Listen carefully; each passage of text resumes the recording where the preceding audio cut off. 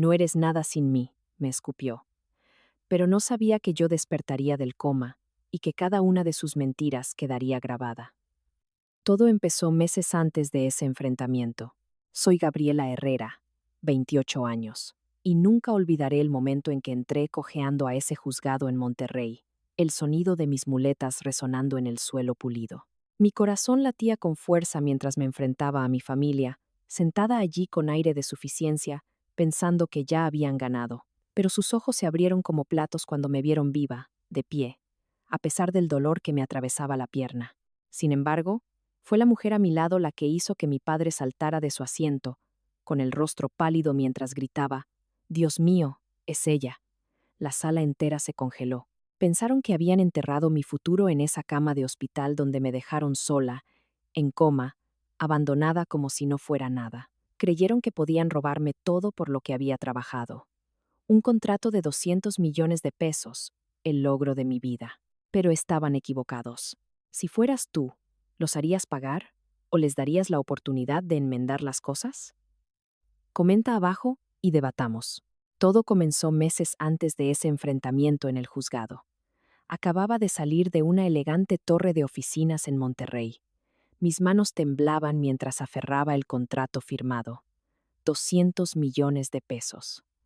Mi algoritmo de inteligencia artificial, un gran avance en diagnósticos médicos, me había conseguido un trato con un importante corporativo de salud. Años de noches en vela, programación interminable y superar las dudas habían valido la pena. Tenía 28 años, una ingeniera de software en la cima de mi carrera, y no podía esperar para compartir la noticia con mi familia. Conduje hasta nuestra casa, mi corazón acelerado de orgullo, imaginando sus rostros iluminarse. Me equivoqué. Cuando entré por la puerta principal, mi hermana estaba allí, sentada en la mesa de la cocina, con los ojos entrecerrados. Tenía 32 años, gerente de proyectos en mi empresa, siempre impecable, siempre en control. Pero ese día, algo andaba mal. Levanté el contrato, sonriendo, y dije, lo logré. 200 millones de pesos por mi algoritmo. Sus labios se torcieron, no en una sonrisa, sino en una mueca. ¿Tu algoritmo? Espetó. ¿Te refieres al que yo he estado supervisando? ¿El que impulsé en las reuniones? Su voz goteaba veneno, y me quedé helada. Siempre supe que era competitiva. Siempre la hija predilecta que recibía los elogios de nuestros padres mientras yo luchaba por migajas de aprobación. Pero esto era diferente. Esto era rabia. Traté de explicar que el algoritmo era mi trabajo, mi código, mis noches de insomnio. Se levantó, la silla raspó el suelo y se acercó. ¿Te crees mejor que yo, verdad? Siseó. Retrocedí, con las manos en alto, tratando de calmarla. Esto no se trata de ti, dije. Mi voz temblaba. Pero no estaba escuchando. Estábamos en lo alto de las escaleras ahora, discutiendo, su cara a centímetros de la mía. No eres nada sin mí, escupió. Y entonces, en un instante, sus manos me empujaron por los hombros. Tropecé. Mi pie encontró el aire, y el mundo giró mientras caía. Un dolor explotó en mi cabeza, mi cuerpo se estrelló contra los escalones de madera, y luego, oscuridad. Cuando abrí los ojos, estaba en una cama de hospital, el pitido de las máquinas llenando el silencio. Mi cabeza palpitaba, mi pierna dolía, y la voz de una enfermera cortó la niebla. ¿Ya despertó?, dijo en voz baja. Parpadeé, tratando de armar el rompecabezas. ¿Cuánto tiempo?, grazné. 2 semanas, respondió, sus ojos amables pero cautelosos. 2 semanas en coma. Pregunté por mi familia, mi hermana, mis padres. La enfermera dudó y luego dijo, nadie ha venido. Sus padres llamaron una vez al principio, pero no han regresado. Se me oprimió el pecho. Esperaba que mi hermana se mantuviera alejada después de lo que había hecho, pero mis padres, pensé en mi padre, siempre distante, y en mi madre, siempre del lado de su hija favorita. ¿Dijeron algo?, pregunté, temiendo la respuesta. La enfermera desvió la mirada. Dijeron que usted se lo buscó, que los avergonzó. Me quedé allí, mirando el techo, las palabras cortando más profundo que la caída. Mis propios padres, descartándome como si no fuera nada. Pensé en el contrato, mi momento de triunfo, ahora manchado por los celos de mi hermana. No solo me había empujado por las escaleras, había intentado borrarme. Y mis padres, las personas que deberían haber estado junto a mi cama rezando por mí, me habían dado la espalda. Apreté los puños. El dolor en mi cuerpo no era nada comparado con la traición en mi corazón. A medida que los días pasaban, mi aislamiento se hacía más pesado. La habitación del hospital se sentía como una jaula. Sus paredes se cerraban mientras yacía allí, mi cuerpo dolorido por la caída. Nadie de mi familia apareció, ni mis padres ni mi hermana. Seguía mirando la puerta, esperando que a alguien le importara, pero permanecía cerrada. Las enfermeras se movían en silencio, sus rutinas eran un borrón, y me quedaba sola con mis pensamientos, repasando el dolor de la traición de mi familia. Siempre había sido la extraña a sus ojos, eclipsada por el encanto de mi hermana, pero su ausencia ahora cortaba más profundo que nunca. Me preguntaba si siquiera sabían que estaba despierta o si simplemente no les importaba. Una mañana, mi hermana apareció sin previo aviso. Se paró al borde de mi cama, con los brazos cruzados, una sonrisa burlona torciendo su rostro. «Sigues aferrándote a la vida, ¿eh?», dijo, su voz aguda y fría. «Estás retrasando a todos, ¿sabes?». Un dolor agudo me recorrió la pierna mientras intentaba moverme, fulminándola con la mirada. «¿Por qué estás aquí?», pregunté, con la garganta apretada. Se inclinó más cerca, sus ojos brillando. «Solo asegurándome de que te mantengas fuera de mi camino», dijo. Luego se enderezó y salió. Sus pasos resonaron. Sus palabras no eran solo crueles. Llevaban un peso, como si estuviera guardando un secreto. Apreté la sábana, mi ira a fuego lento. No solo se estaba burlando de mí, estaba tramando algo. Más tarde esa semana, mi mejor amiga se coló en la habitación, su rostro demacrado por la preocupación. Me abrazó suavemente, con cuidado de no mover mis heridas, y se sentó a mi lado. «He estado luchando para verte», dijo en voz baja. «El hospital no me dejó pasar hasta ahora». Sentí una oleada de alivio, su presencia, un salvavidas en este lugar solitario. Entonces, soltó una bomba. «Tu hermana ha estado hablando en el trabajo», dijo, entrecerrando los ojos. «Le está diciendo a todo el mundo que se hará cargo de tu contrato de 200 millones de pesos, actuando como si fuera suyo». Se me revolvió el estómago. Mi algoritmo, el que había construido desde cero, estaba siendo reclamado por ella. «Está diciendo que ella fue quien lo hizo todo posible», añadió mi mejor amiga, su voz tensa de disgusto.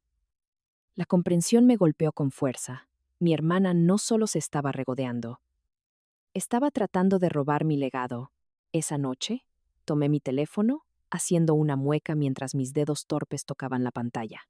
Necesitaba revisar mi cuenta bancaria, con la esperanza de cubrir algunos costos del hospital y recuperar una pizca de control. La aplicación se cargó y una alerta roja parpadeó. Cuenta congelada. Mi corazón latía con fuerza. Llamé al banco, mi voz temblaba y las palabras del representante me helaron. «Una orden judicial congeló sus fondos», dijo. «Cita preocupaciones sobre su capacidad para administrarlos». ¿Capacidad? Acababa de despertar de un coma, luchando por sobrevivir, y alguien intentaba pintarme como incompetente. La visita de mi hermana. Su confianza arrogante y sus alardes en el trabajo encajaron. Todo empezaba a tener sentido. Esto no era solo abandono. Una semana después, un extraño entró en mi habitación de hospital. Se presentó como mi abogado, un hombre de unos 30 años, con ojos agudos y voz tranquila. Llevaba una carpeta gruesa, su expresión seria, mientras se sentaba junto a mi cama. «Estoy aquí por su contrato», dijo, deslizando una pila de papeles hacia mí. Mi corazón se aceleró mientras escaneaba los documentos. Eran formularios legales, sellados y oficiales, que me declaraban incapacitada, incapaz de administrar mis propios asuntos. Mi firma estaba garabateada en la parte inferior, pero yo nunca había firmado eso. «Estos documentos se presentaron para transferir su acuerdo de 200 millones de pesos», dijo, su tono firme pero sombrío. «Alguien está tratando de quitárselo todo». Agarré los papeles, mi mente dando vueltas. La sonrisa burlona de mi hermana en su visita al hospital apareció en mi cabeza. Esto tenía su nombre por todas partes. Le pregunté a mi abogado cómo me había encontrado. Explicó que un colega de mi empresa, preocupado por mi ausencia, lo había contratado para investigar. La orden judicial que congeló su cuenta bancaria fue solo el comienzo, dijo, pasando a otra página. Estos documentos afirman que usted no está en condiciones de trabajar, basándose en sus expedientes médicos. Lo miré, la incredulidad convirtiéndose en pavor. ¿Mis expedientes médicos? Apenas llevaba una semana despierta, y alguien ya estaba reescribiendo mi historia. Mi abogado se inclinó hacia adelante, su voz baja. Necesitamos investigar más a fondo, pero esto parece deliberado. Asentí, mi ira creciendo.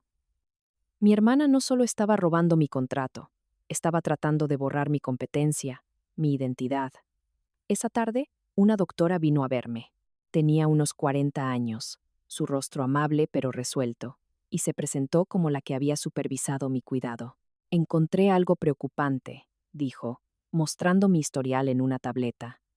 Sus expedientes médicos fueron alterados después de que ingresó. Se me cortó la respiración. Señaló entradas que mostraban una sedación prolongada y problemas neurológicos exagerados, nada de lo cual coincidía con mi recuperación. Alguien agregó esto para que pareciera que nunca despertaría, dijo, sus ojos encontrándose con los míos. Es por eso que la orden judicial se aprobó tan rápido. Sentí un escalofrío. Esto no se trataba solo de dinero. Se trataba de mantenerme fuera de escena, permanentemente.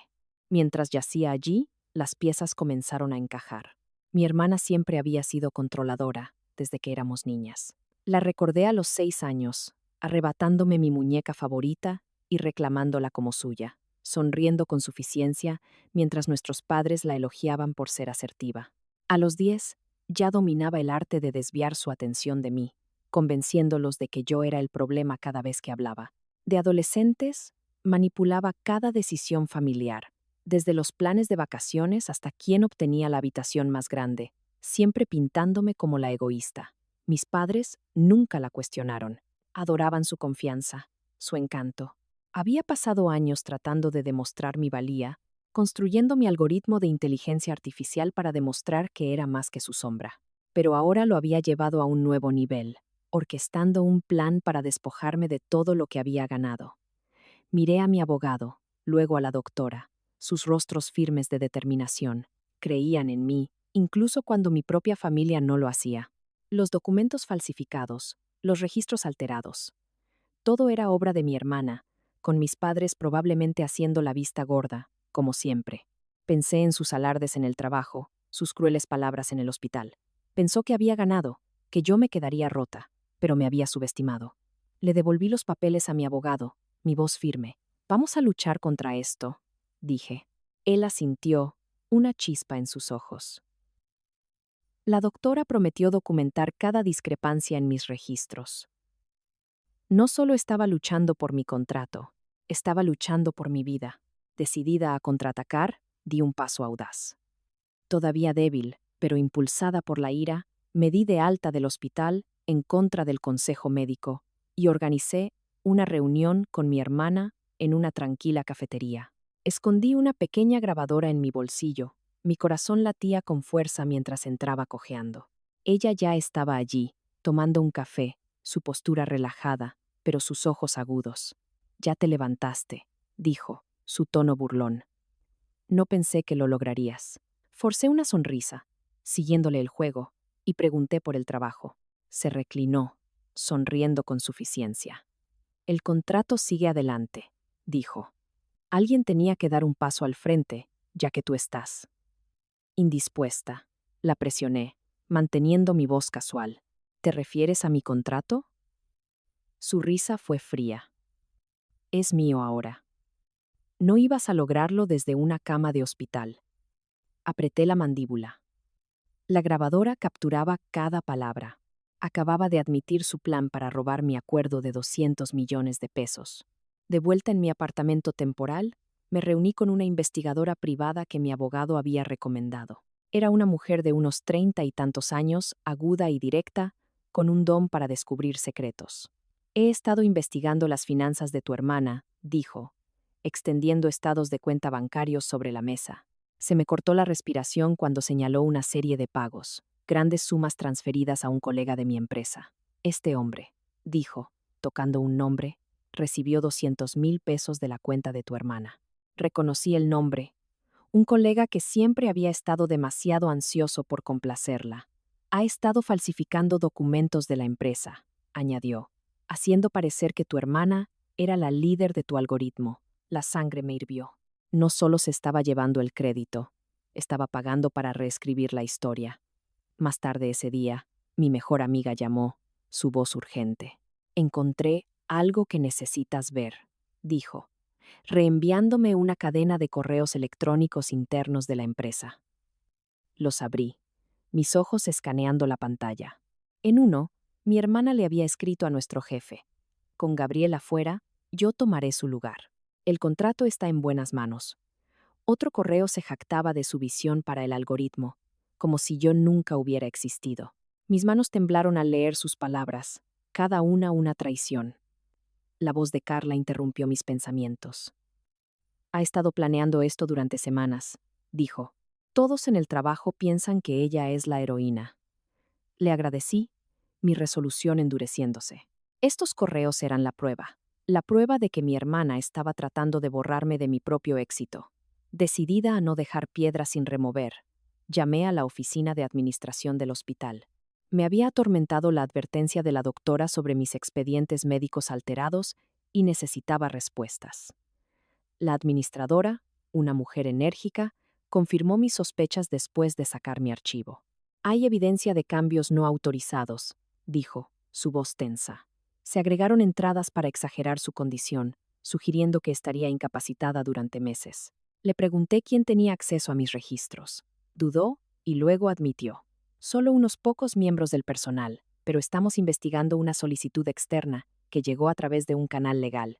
Mi mente recordó las conexiones de mi hermana, su habilidad para manipular.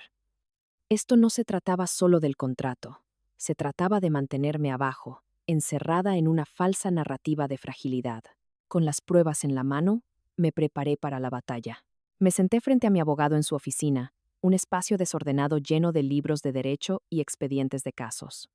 Estamos construyendo un caso sólido, dijo, su voz firme. Presentaremos una demanda en el juzgado de Monterrey por fraude y asociación delictuosa para privarla de su contrato. Asentí, mis dedos trazando el borde de la mesa, pero se me oprimió el pecho. Ir a juicio significaba enfrentarme a mi familia, las personas que me habían traicionado sin pensarlo 2 veces. El licenciado se inclinó hacia adelante, sus ojos agudos. La grabación es clave, dijo. En México, es legal grabar una conversación en la que participas, así que tu grabación en la cafetería es admisible. Exhalé, aliviada de que mi arriesgada jugada se sostuviera en el tribunal. Explicó que presentaríamos la grabación junto con los correos electrónicos que mi mejor amiga había descubierto, demostrando la intención de mi hermana de robar mi acuerdo de 200 millones de pesos. También llamaremos a la doctora que revisó sus expedientes médicos, añadió.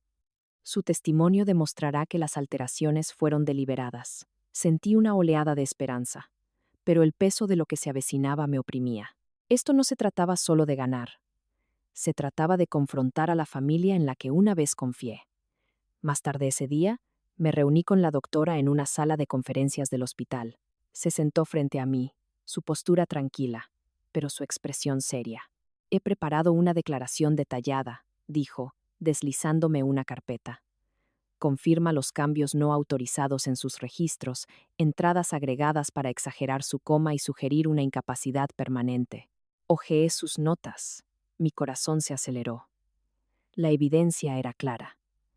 Alguien había intentado pintarme como indefensa para justificar despojarme de mis derechos. La doctora Ortiz me miró a los ojos. Testificaré sobre cada discrepancia, dijo con firmeza. Esto no fue un accidente. Sus palabras reforzaron mi resolución, pero también agitaron una tormenta de emociones que había enterrado profundamente. Al salir del hospital, los recuerdos del favoritismo de mi familia me inundaron. Vi a mi hermana en las cenas familiares, siempre el centro de atención, sus historias ganándose las sonrisas de mis padres mientras mis logros pasaban desapercibidos. Recordé la vez que gané una feria de ciencias a los 15 años, solo para que mi madre elogiara el proyecto de arte de mi hermana en su lugar. Mi padre asentía, descartando mis esfuerzos como poco prácticos. Su constante preferencia por ella me había empujado a trabajar más duro, a construir mi algoritmo para demostrar que era suficiente. Ahora se habían puesto de su lado de nuevo, dejándola manipular mi vida mientras yo luchaba por sobrevivir. El dolor de su rechazo me golpeó como una ola, amenazando con ahogar mi coraje. Me detuve en un parque cerca del juzgado, necesitaba aire. Me senté en una banca, el frío me calaba el abrigo, y me permití sentir el dolor. No solo estaba luchando por mi contrato, estaba luchando por la verdad. Por los años que pasé demostrando mi valía. Llegó el día del juicio, y estaba lista. El juzgado de Monterrey bullía de tensión mientras me sentaba junto a mi abogado, mis manos entrelazadas con fuerza en mi regazo.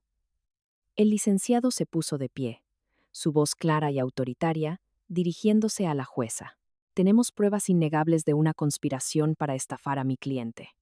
Comenzó presentando la grabación de la cafetería donde mi hermana admitía haber robado mi contrato de 200 millones de pesos. El audio se reprodujo, su voz arrogante resonando en la sala. Es mío ahora. Murmullos de asombro recorrieron la galería. El licenciado continuó con los documentos falsificados de la empresa, mostrando cómo mi hermana y un colega habían alterado los registros para reclamar mi algoritmo. La miré al otro lado de la sala, su rostro pálido pero desafiante. A continuación, el licenciado presentó los estados de cuenta bancarios que revelaban los pagos que mi hermana le había hecho a Marcos, un colega que se sentó rígido en su asiento. Estas transacciones prueban la colusión, dijo el licenciado, su tono inquebrantable. Le entregó a la jueza una carpeta con los correos electrónicos que mi mejor amiga había descubierto, donde mi hermana se jactaba de reemplazarme. Las pruebas eran irrefutables, cada pieza apilándose en su contra. Luego, la doctora subió al estrado. La doctora. Ortiz habló con calma, sus palabras precisas. Los expedientes médicos fueron alterados para exagerar la condición de la señorita Herrera, dijo, mostrando gráficos. Se agregaron entradas falsas que sugerían una incapacidad permanente, utilizadas para justificar la orden judicial en su contra. Los ojos de la jueza se entrecerraron y sentí una chispa de esperanza. La verdad se estaba desmoronando. Mi hermana se levantó para defenderse, su voz aguda pero inestable. Estaba protegiendo a la empresa, afirmó, sus ojos moviéndose nerviosos hacia la jueza. Gabriela era inestable, no apta para liderar. Sus mentiras dolían, pero se desmoronaron bajo el escrutinio. Marcos la siguió, tartamudeando su defensa. Solo seguía órdenes, dijo, evitando mi mirada. Su débil excusa solo profundizó el ceño de la jueza. Observé a mis padres en la galería, sus rostros una mezcla de conmoción y negación. Mi madre se agarró del brazo de mi padre, sus labios temblaban, mi padre miraba al frente, su habitual comportamiento frío resquebrajándose. Habían consentido a mi hermana durante años, pero ahora su complicidad quedaba al descubierto. El licenciado me llamó a testificar. Mi corazón latía con fuerza mientras subía al estrado, enfrentando la sala. Hablé de mi algoritmo, los años de trabajo que le había dedicado, y la traición de ser empujada por las escaleras. Describí despertar en el hospital, abandonada por mi familia, y descubrir su complot para despojarme de todo.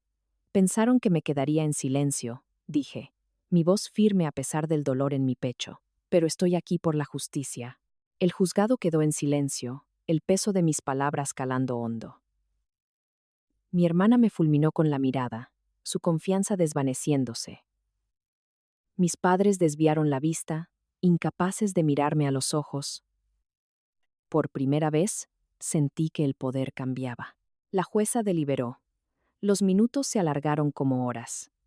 Finalmente, emitió su veredicto. Las pruebas son abrumadoras, dijo, su voz firme. La acusada orquestó un plan calculado para estafar a la señorita Herrera y despojarla de su propiedad intelectual y sus derechos financieros. Sentenció a mi hermana a 4 años de prisión por fraude y asociación delictuosa. Marcos recibió 2 años por su papel en la falsificación de documentos. Exhalé, el alivio me inundó. Pero la jueza no había terminado. En cuanto a los padres, continuó. Su participación al permitir este plan justifica una demanda civil por daños y perjuicios. Mi madre jadeó, hundiendo la cara en sus manos. Los hombros de mi padre se hundieron, su autoridad destrozada. Cuando el mazo golpeó, sentí que se me quitaba un peso de encima. La sala se vació, pero me quedé, observando a mi familia irse en desgracia. La máscara desafiante de mi hermana se había roto, sus ojos vacíos. Marcos salió arrastrando los pies, con la cabeza gacha. Mis padres, antes tan despectivos, ahora enfrentaban las consecuencias de su favoritismo. Había luchado por mi verdad, y había ganado. El contrato era mío de nuevo, mi nombre restaurado. Pero más que eso, había reclamado mi fuerza. Salí del juzgado, el cielo de Monterrey brillante sobre mí, lista para reconstruir mi vida. Con la justicia de mi lado, comencé un nuevo capítulo. Estaba de pie en mi nuevo apartamento, un espacio pequeño pero luminoso con ventanas que daban al horizonte de la ciudad. Las paredes estaban desnudas, pero contenían una promesa, un nuevo comienzo, libre de las sombras de la traición de mi familia. Había tomado la decisión de cortar todos los lazos con ellos. No más llamadas, no más visitas, no más esperanzas de su aprobación. Mi hermana, mis padres, eran parte de un pasado que ya no necesitaba. La libertad de esa elección se sintió como respirar por primera vez en años. Las consecuencias legales habían sido severas.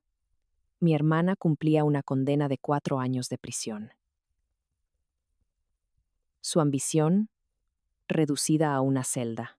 El tribunal le ordenó pagarme 4 millones de pesos en reparación del daño que había causado. Marcos, el colega que había sido su peón, enfrentaba 2 años tras las rejas y una multa de 400,000 pesos por su papel en la falsificación de documentos. Mis padres, cómplices en su silencio, fueron golpeados con una sentencia civil que les ordenaba pagar 1,5 millones de pesos por daños. Su reputación en nuestra comunidad se desmoronó, su estatus, antes orgulloso, erosionado por sus propias decisiones. No me regodeé. No sentí alegría en su caída, pero sentí alivio, sabiendo que ya no podían lastimarme. Quería hacer más que reconstruir mi propia vida. El dolor de ser traicionada, de ser dejada sola en una cama de hospital, me había mostrado cuántos otros podrían enfrentar luchas similares. Di un paso audaz, invirtiendo 10 millones de pesos de las ganancias de mi contrato en una fundación con sede en Monterrey para víctimas de abuso familiar. El fondo proporcionaría ayuda legal, asesoramiento y vivienda segura para aquellos que escapan de familias tóxicas. En el evento de lanzamiento, hablé ante una pequeña multitud, mi voz firme. Nadie debería sentirse solo en su lucha, dije, las palabras llevando mis propias cicatrices. La fundación era mi forma de convertir el dolor en propósito, asegurando que otros tuvieran el apoyo que a mí me había faltado. Mientras me instalaba en mi nuevo hogar, reflexioné sobre el viaje. Mi familia había intentado borrarme. Mi hermana con sus planes. Mis padres con su indiferencia, pero sus acciones solo me hicieron más fuerte. Había luchado a través de un coma, descubierto sus mentiras y los había enfrentado en el tribunal. Cada paso había sido una batalla, desde grabar la confesión de mi hermana hasta presentar pruebas con mi abogado. Había aprendido que la justicia no se trataba solo de ganar, se trataba de mantenerse en pie, incluso cuando las probabilidades parecían imposibles. Mi algoritmo, mi orgullo, estaba de nuevo en mis manos, y ya estaba planeando su siguiente fase, decidida a hacerlo más grande que nunca. La lección más grande no fue sobre venganza o triunfo, fue sobre la autosuficiencia.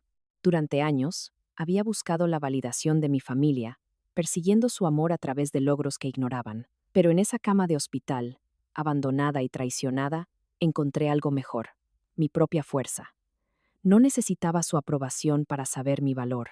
Me había llevado a través del dolor, las mentiras y el juzgado. Me había enseñado que nadie podía quitarme mi futuro a menos que yo lo permitiera. Mientras miraba Monterrey, las luces de la ciudad brillando abajo, supe que yo era suficiente. Estaba lista para construir una vida en mis propios términos, una donde nadie pudiera detenerme.